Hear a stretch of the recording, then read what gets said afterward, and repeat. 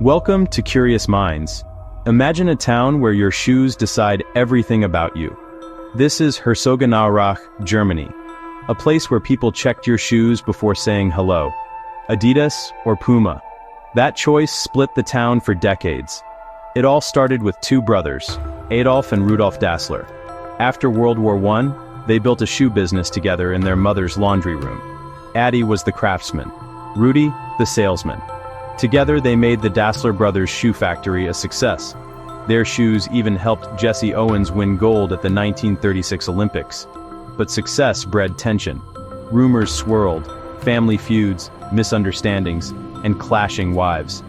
By 1948, the brothers split. Adi formed Adidas, Rudi, Puma. The town divided along the Aurach River, each side loyal to a different brother. Herzogenaurach became the town of bent necks. Everyone checking shoes, everyone choosing sides. Two global brands, born from a family feud, now faced off across a river. The Dassler brothers' shoe factory was history. The rivalry had just begun. In Herzogenaurach, the Adidas-Puma rivalry shaped daily life. You wore your company's shoes, shopped at their stores, and your kids played only with kids from the same side. Even shops, pubs, and bakeries picked a brand, serving only their own.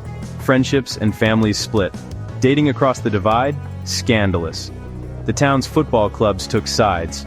Adidas backed ASV, Puma supported 1FC, loyalty ran deep. Your job was your identity. Every success or failure felt personal. The river Aurach wasn't just water. It was a border between two worlds.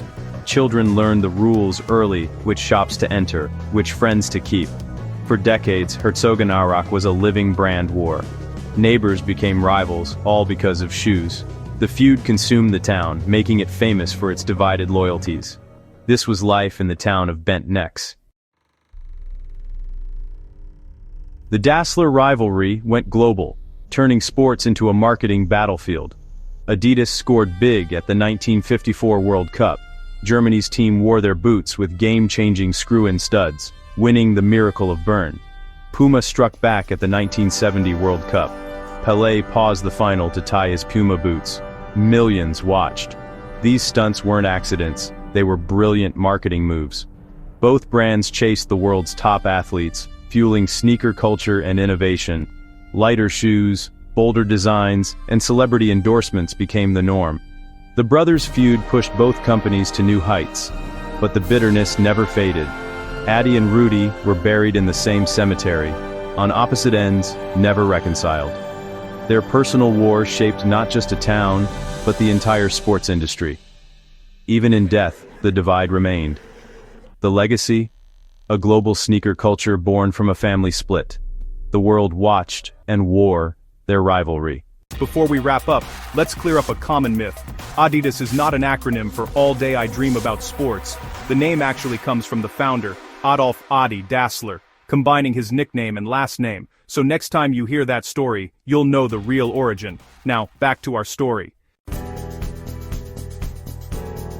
For 60 years, Herzogenaurach lived the rivalry, but in 2009, something changed. Adidas and Puma employees played a friendly football match. Mixed teams, CEOs shaking hands. It was the end of an era, the feud was over. The match, held on the International Day of Peace, symbolized a new beginning. The town could finally heal. The rivalry had driven innovation, but now, it inspired unity. Herzogenaurach remains home to both brands, but the bent necks are gone. The Dassler story is a lesson. Competition can spark greatness, but reconciliation brings peace.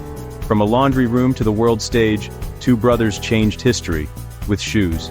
Their feud shaped a town, an industry, and the world. Like and subscribe to Curious Minds for more stories that shape our world.